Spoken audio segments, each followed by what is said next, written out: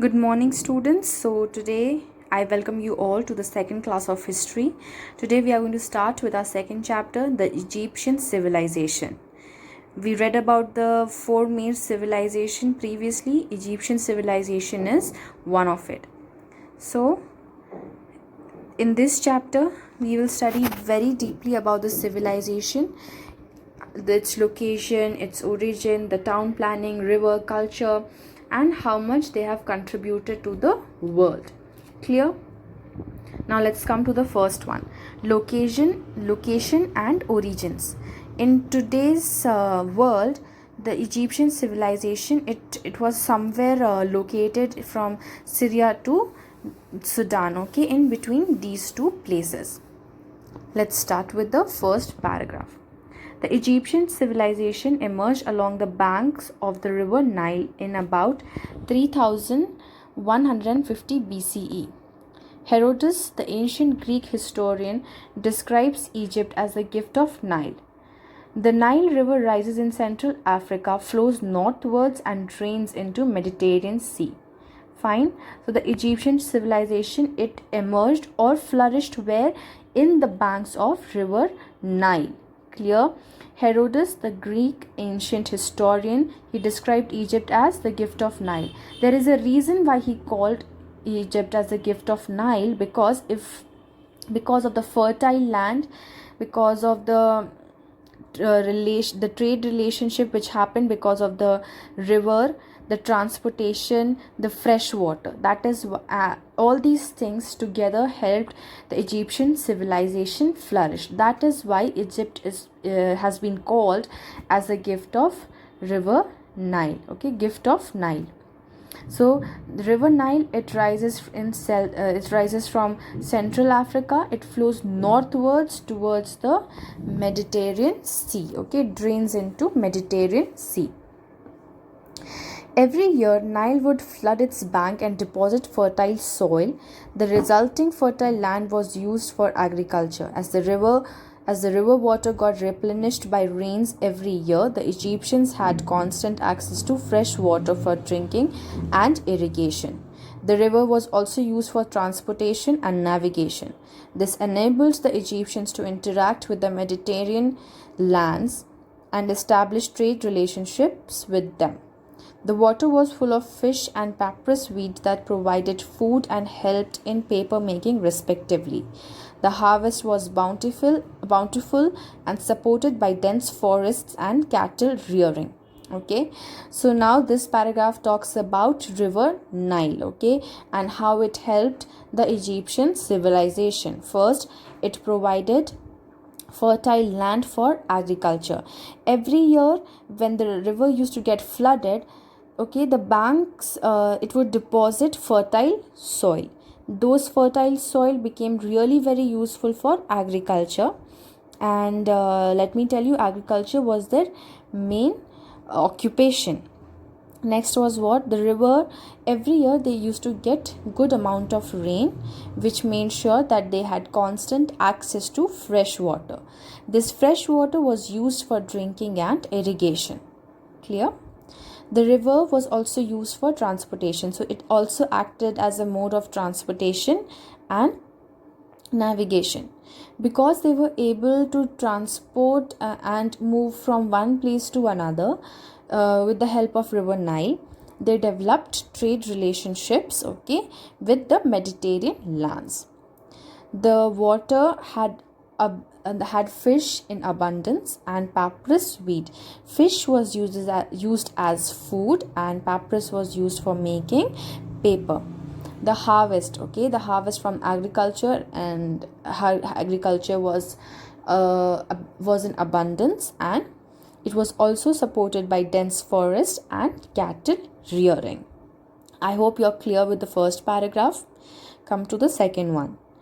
Ancient Egypt was often understood as two distinct lands. Egypt were initially, okay, it was divided into two lands. First was Kemet and the second was Deshret. The Kemet was the fertile land, okay, around the river. The land around the river was called Kemet, and Deshret was the red land, referring to the deserts on either side of the Kemet. So the land just next to river Nile, okay, the banks, that I would say, that area was called Kemen, and after beyond those areas were the desert area. These desert areas were called desert, okay. Desert is acted as a natural barrier, and it helped keep people outside the civilization. Clear? What does this here your book says? This allowed the Egyptian society and culture to develop almost in isolation, which means there was no influence from the outer side of the civilization. They always it was only the Egyptians who were there, and and their society and culture developed within them. The history of ancient Egypt can be divided into three phases. So the history has three phases. The first one is Old Kingdom, second one is Middle, the third is New Kingdom. Earlier Egyptian settlements were divided into two parts, Upper Egypt and Lower Egypt. Despite having much in common, especially in terms of culture and religious beliefs, the two lands were at war with each other. King Narmer unified the two lands in 3100 BCE when he conquered Lower Egypt and facilitated the emergence of a unified Egypt. The ruler of Egypt were referred as pharaohs. The pharaonic rule, which began with King Narmer, ended with the death of Cleopatra, the last pharaoh, in 30 BCE. So Egypt was always divided into two parts, the Upper Egypt and the Lower Egypt, and they were, because it were the same people, okay, the culture, the religious beliefs, everything was similar, but they were at constant war with each other. So King Narmer, he stopped this war, okay, he conquered the Lower Egypt, and he said that now Egypt will be one. He made sure that Upper Egypt and Lower Egypt are unified. The rulers, okay, the rulers or the king of Egypt, they were called as pharaohs. The first pharaoh of Egypt was King Narmer, and the last pharaoh of Egypt was Cleopatra. The pharaoh was given the status of God on earth. Pharaohs also assumed the position of supreme priest of every temple. They built their personal treasury by accepting gifts and valuable items from all areas under their controls. So the pharaohs were given the status of God on earth. They were the God figure for the people there. The pharaohs also held the highest position in every temple. They were the high priest or the supreme priest of every temple. How they build their personal treasury means they build their own wealth, okay, by accepting gifts and valuable items from all areas under their control. So in this page there is a map of ancient Egypt. I want all of you to study it really well and understand which place is located where. The supreme position of the pharaohs is reflected in the massive tombs in shape of pyramids built for them. The ancient Egyptians believed in life after death, in afterlife. They believed that if the pharaoh's body was preserved and mummified after death, the pharaoh would live forever. The tombs were designed to protect the buried pharaoh's body and his belongings. So we can understand the supreme position of the pharaohs by the massive tombs which were built for them, okay. So they believe in the concept of afterlife, the body, afterlife. Here what used to happen was the people used to bury and mummify the body of the pharaohs along with his or her personal belongings, okay, and the tombs were designed and were built to protect the body and the belongings. Now let's come to the main features of Egyptian civilization. Not much is known about the town planning skills of Egyptian civilization. A few cities like Memphis in the Lower Egypt and Thebes in the Upper Egypt grew naturally, while some Egyptian cities were planned. The planning of the cities and towns were based on the proximity to the Nile and need to protect them from flooding. So what used to happen is, because there was constant flooding in river Nile, based on the proximity, means based on the distance from river Nile, the areas were the cities or the areas were planned. Okay. The evacuation of several towns show that the main streets ran parallel through the center of towns, while the narrow street intersected them at right angles. The houses were constructed using sun-baked bricks and had flat roofs. Most houses had two to three rooms, courtyard and kitchen area. The royal homes were fenced by high walls and moats for security reasons. Public buildings were surrounded by high walls. I hope this is understood by everyone. Let's come to the next one. Architecture. The Egyptians built several architectural structures and monuments along the Nile River.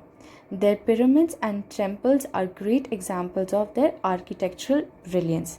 Do you see the two pictures? Can you see even in that era their architectural skills were very good? Okay, so the best example we can take from their pyramids and their temples. All the pyramids, temples, royal buildings, high walls and houses were built using sun-baked mud bricks and stones, mainly limestone, sandstone and granite. What were the materials that were used to build them? Sun-baked mud bricks and stones. And what stones were there? Limestone, sandstone and granite. Other structures such as dams, canals, dikes and reservoirs were built to utilize the Nile water for agriculture. So dams, canals, dikes and reservoirs, they were used to save the water, as well as to bring the water to all the agricultural areas. Next is social structure. Even in Egypt, the division was based on the class structure. Okay, so the first one was upper class, which consisted of royal families, priests, government officials. Middle class were the working class, where merchants, manufacturers, craftsmen, artisans, they took the place of middle class. Lower class were slaves, peasants and farmers. Family life. Ancient Egyptians greatly valued their family life. So family was the utmost important to the Egyptians. Male members, they were the head of the family. Okay, and usually the family members were husband, wife and children. So the men in the family, they had to work for a living, while the women, they took care of home and children. But women were always treated with respect and were considered equal to men in the eyes of law. But they were expected to follow whatever their husbands or fathers were telling them. Boys learned the craft and trade from their fathers, while girls learned housework from their mothers. So boys from wealthy families, they were also sent to school around the age of 7, and education was very rare among the girls. So the upper class family, they only had the luxury of enjoying recreational activities such as swimming, fishing and boating in river Nile. Occupation. So Egyptians, they mostly used to do agriculture, animal husbandry and art and craft. Okay, but agriculture remained the core occupation. Agriculture was one of the main reasons for the rise of the Egyptian civilization. So agriculture became one of the most important reason for the rise of Egyptian civilization. The fertile soil deposits, an abundant water supply from the Nile River, and well-developed irrigation system enabled the people to grow crops all round year. Their chief crops were wheat, millet, barley, dates, fig and melons. They also grew flax, which was converted into linen. Domestication of animal. Egyptian domesticated animals such as donkey, camels, dogs, cattle, goats, and sheep for agriculture and transport purpose. Animals were reared for eggs, milk, and meat. The royal families often had dogs and cats and monkeys as pets. Horses were used by royal families to drive chariots in. So our next topic is art and craft. Okay. Egyptian art and craft showed carvings of human beings, animals, and nature in paintings and sculptures made of wood, stone, and ceramics. The paintings were done on the stone surface of tombs, temples, and palaces. The sculptors carved the statues of pharaohs using stones and wood. The paintings had natural colors depicting distinctive features of figures going through their daily activities. Egyptians were very skilled in their art and craft. Okay, so they usually used to carve human beings, animals, and nature in their paintings and sculptures. So wood and stones and ceramics were used for making these paintings and sculptures. They were basically done on the stone surfaces of tombs, temples, and palaces. The paintings had natural colors depicting distinctive features of figures going through their daily activity. So they also used natural colors to distinctive features. Okay, depicting distinctive features means to make clear the features of figures. Figures means whoever they were painting and how they were going through their daily activities. They were skilled craftsmen such as painters, sculptors, carpenters, goldsmiths, and potters who toiled to meet the demands of the upper class families. So this was usually done for the upper class families, and the middle class were the people who made sure that they helped they work for the upper class. Okay. Trade and commerce. There was trade between different cities and towns and even neighboring countries. Okay, they traded goods. Goods were transported along the river Nile. Okay, construction of bridge over the river eased transportation of goods. Camels, mules, and donkeys were also used for transport. Was also used to transport goods by road. Barter system was used for trade. They traded gold, papyrus, linen, grain, and artifact in return for cedar wood, ivory, copper, gold, iron, and lapis lazuli. So transportation, trade was also there. Okay, usually people they used river Nile for transportation of goods. They also constructed bridge over the river. They used camel, mules, and donkey for transportation of goods by road. Barter system was there. Barter system was present there. Okay, so they used to trade gold, papyrus, linen, grains, etc. in return for cedar wood, ivory, copper, gold, iron, and lapis lazuli. Now comes religion and culture. The Egyptians worshipped different gods and goddesses who were believed to control forces of nature. Some important god and goddesses were the sun god Ra, the creator god Amun, and the Osiris, the god of death. So they believed in goddesses who used to control forces of nature. The main god and goddesses were the sun god Ra, the creator god Amun, and the Osiris, the god of death. The pharaohs were also worshipped as god. Okay, the pharaohs means the kings were also worshipped as gods. Each god was assigned a temple, and many temples had more than one deity. Okay, so for every god they had one temple, and there was they also, what used to happen was, for in one temple there can be more than one deity. Many Egyptian gods had human bodies with animal head. So in the Egyptian civilization, their gods had human bodies with animal heads. Okay, you can see the example in page number 17. god of mummification, Anubis. Okay, so his head is animal's head and his body is of human. The people of Egypt strongly believe in life after death, so they started the practice of preserving the body of the dead through a process called mummification. These bodies were embalmed with spices and natural oils and wrapped in animal skins. Such dead bodies are known as mummies. So they strongly believed in life after death. Earlier also we read about it. So what they used to do is they used to preserve the body of the dead. Okay, so this process was called as mummification. They used to wrap the bodies in animal skin using spices and natural oils. These dead bodies were called as mummies. Let's come to contribution to the model world. The Egyptians, they have contributed a lot to the modern world.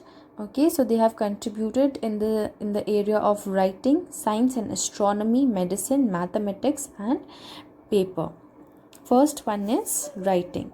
The ancient Egyptians invented hieroglyphic writing, also known as sacred writing, because they were written by priests. So the script was called as hieroglyphic. Okay, it was also called as sacred writings because it was written only by the priests.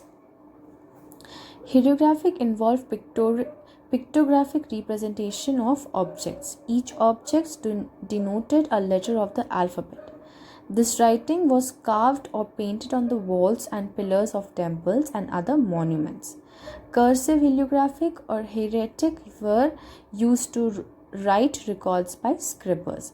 Next is science and astronomy. The Egyptians were probably the first to adopt a solar calendar. A year had 360 days and 12 months, each month consisting of 30 days. Each day was divided into 24 hours. At the end of every year, they added 5 days to be used for celebrations. The ancient Egyptians were very good astronomers. By observing the movement of stars and planets, they could predict events like flooding of the Nile and the solar and lunar eclipse.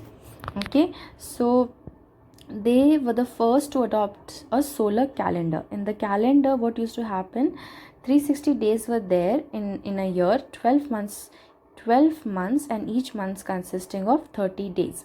One day was divided into how many hours? 24 hours. And the end of every year they added 5 days that was used for celebrations. Next paragraph talks about the astronomy part. Okay, so the Egyptians, they were very good astronomers. They used to study the movement of stars and planets so to predict the flooding of river Nile, okay, and the solar and the lunar eclipses. Next is mummification, medicine. The mummification process demonstrated that the Egyptians had profound knowledge of medical science. Mummies prepared thousands of years ago are still well preserved. They knew about different diseases and their cure. The priests were also called doctors, who used magic spells along with the natural medicines and ingredients to cure illness. The priest in charge had advanced knowledge of medicine and human anatomy. So the process of mummification, okay, it proves that they were really good with the knowledge of medical science. The mummies that were prepared thousands of years ago, they are still well preserved. The priests were the doctors, okay, they used magic spells with natural medicines to cure illness. They were also aware of different diseases and cure. So the priest in charge, okay, he had a good knowledge of medicine and human anatomy. So next comes mathematics. In the field of mathematics, the Egyptians developed an advanced system of mathematics where numbers were used using the base 10. The numbers 1, 10, 100, 1000, 10,000 and like that had unique style of writing, while numbers such as 1 and 2 were depicted by simple strokes. While constructing the pyramids and other monuments, calculation of areas and volumes of triangle, rectangle, circles, and hemispheres were done for accuracy of shape and structure of pyramids. Okay, so the Egyptians, they harnessed the world with numbers. Okay, they had unique style of writing.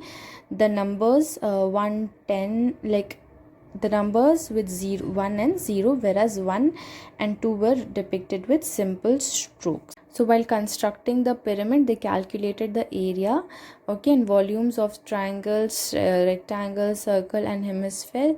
They were done for the accuracy of shape and structure of pyramids. Next comes paper. The Egyptian made the paper and ink. Papyrus, which found in abundance along the Nile River, was used to make paper for writing. So papyrus was used for making paper, okay, and these papers were used for writing. Small sheets of papyrus were processed and pasted together to form large sheets. So small sheets of papyrus, they were processed and they were pasted together to form a large sheet. Juice of the plants were used to prepare ink. So juice of different plants, they were used to prepare ink. So our last paragraph is about the decline of Egyptian civilization. Okay, the glory of Egyptian civilization began to decline around 1100 BCE. The fall of the pharaohs was as sudden as the rise had been spectacular. The Egyptian state faced repeated invasion from Babylonians, Assyrians, and Persians. The army was not equipped enough to deal with these threats. Okay, so the fall and the rise were very sudden of the pharaohs. Okay, so both had been sudden and spectacular. The Egyptians, they were regularly, okay, and they were regularly and repeatedly they were invaded by Babylonians, Assyrians, and Persians, and they did not have that well equipped army to deal with these threats. Eventually, in 332 BCE, Alexander the Great, the king of Macedon, conquered Egypt. Okay, so lastly, what happened in 332? Alexander the Great, he conquered Egypt. He established the new capital of the city, Alexandria. Ptolemy, a general of Alexander, declared himself as the pharaoh of Egypt. Okay, so one of the general of Alexander, Ptolemy, he declared himself as the pharaoh of Egypt. This Ptolemaic dynasty ruled Egypt for another 300 years. In 30 BCE, the Roman Empire invaded Egypt and made it Roman province. Okay, so the Ptolemaic dynasty was there for 300 years, and in 30 BCE, the Roman Empire invaded Egypt and made it a Roman province. So I hope all of you have understood the chapter. If you have any questions, jot it down. We will talk about it later when we meet. Okay, so thank you.